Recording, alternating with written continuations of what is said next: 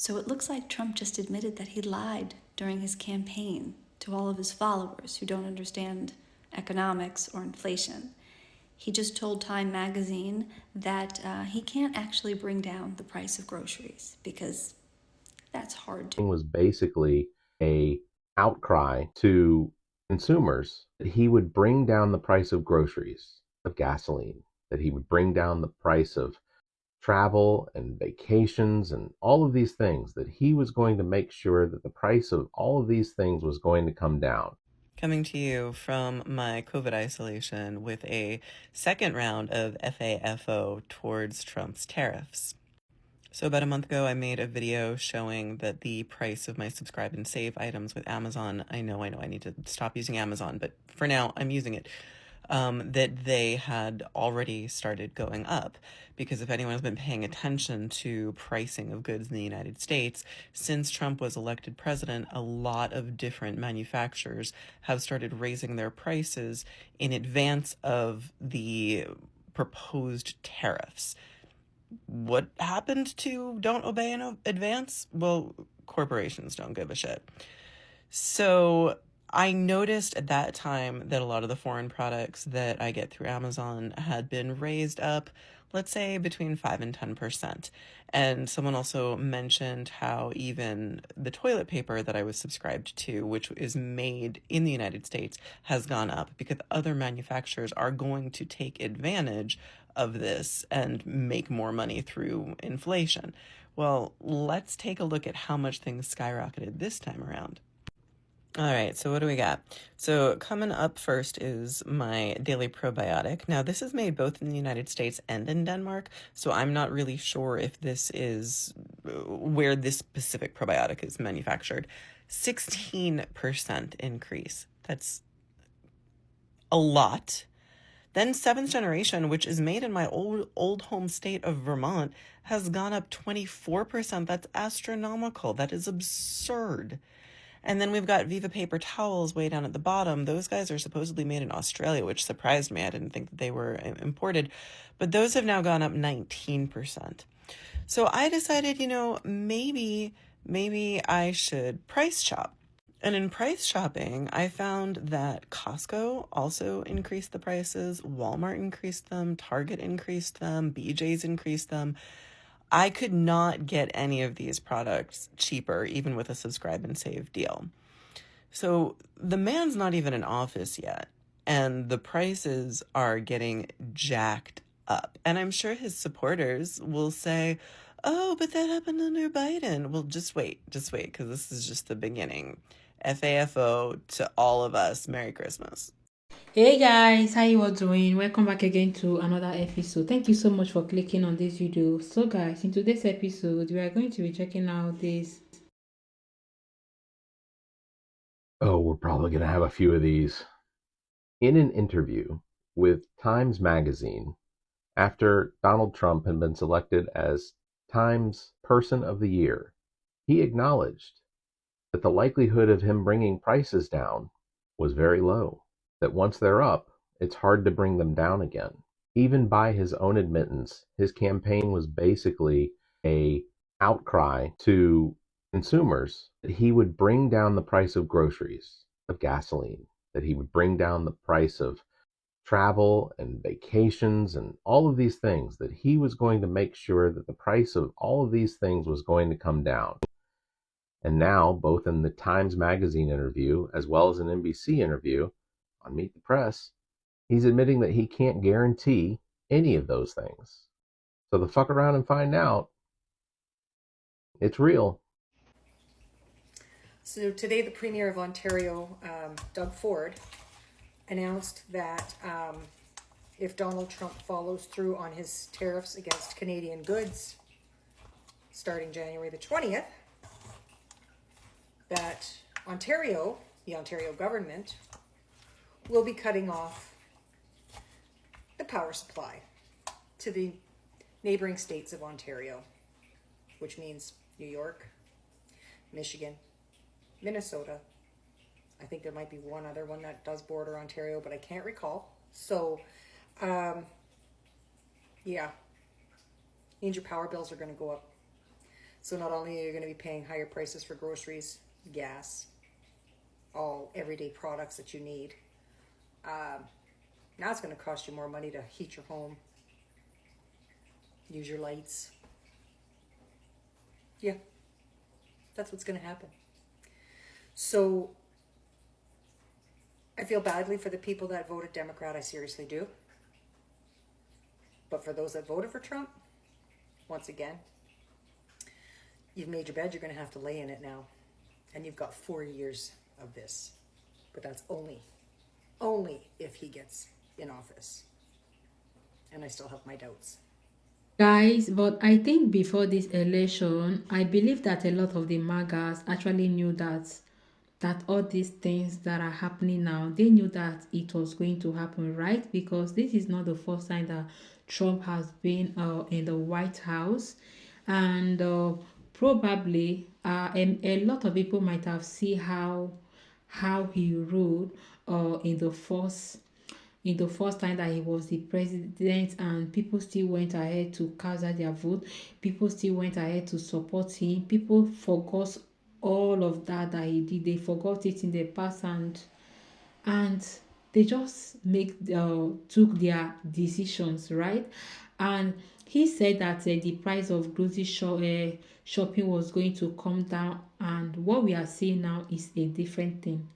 Well, guys, let me know what are your thoughts in the comment section. So how long do you suppose it'll take before all of the Trumpers realize that they got duped? You know, like how Trump said he has nothing to do with Project 25, knows nothing about it, and so the MAGAs would be like, he has nothing to do with that.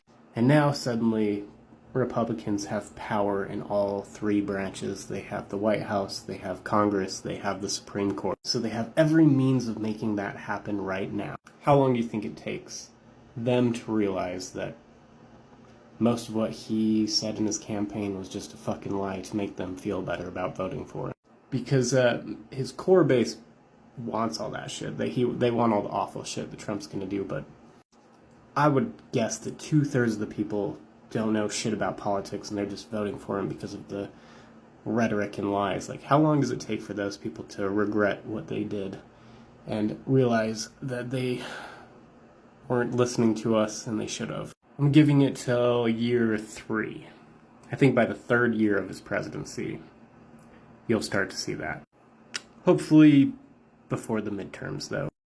Now, despite what the media is telling us, I assure you that middle-class Americans are struggling. Now, many people are just barely scraping by, and a lot of people are having to use credit cards just to keep their heads afloat and to make ends meet and keep the utilities on.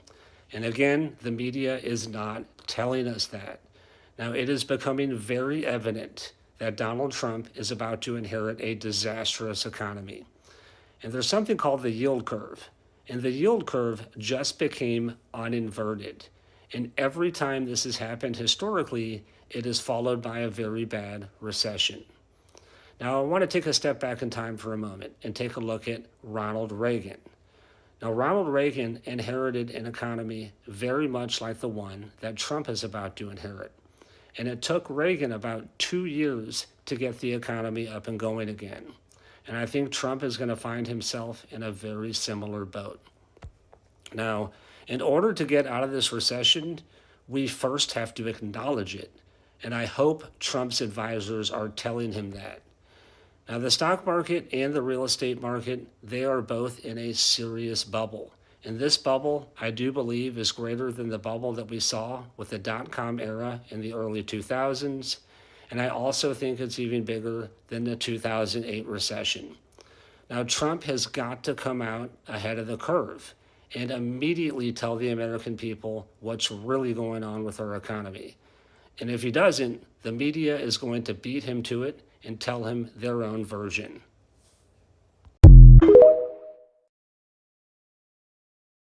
This is an I told you so that is so big, it is laughable. The moron from Mar-a-Lardo ran his entire campaign talking about how all of the ridiculous inflation that happened to exist was all the fault of Joe Biden, and that as soon as he got into office, this guy would be able to bring prices of all sorts of stuff down.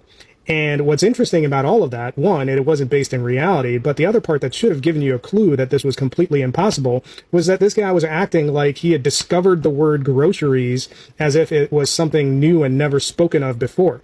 Well, it turns out that the melon felon, in typical fashion, is going back on his word and actually admitting that there isn't really much that he can do about grocery prices. This will come as a shocker to the people that actually had to search how tariffs work after the election, but it's been obvious to anybody that's been listening for the last number of years that the president can't directly impact anything that has to do with prices. It's actually policy positions that drive that. And considering that this is a guy that is coming into office with the signature policy goal of passing another giveaway to the wealthy, which created the runaway inflation that we dealt with, you can expect prices to go through the roof. And that's before you start talking about tariffs. What makes this entire scenario even more hilarious is that you actually had a candidate who was running with a piece of her campaign pillar focused on regulating and controlling price gouging that was happening at the corporate level.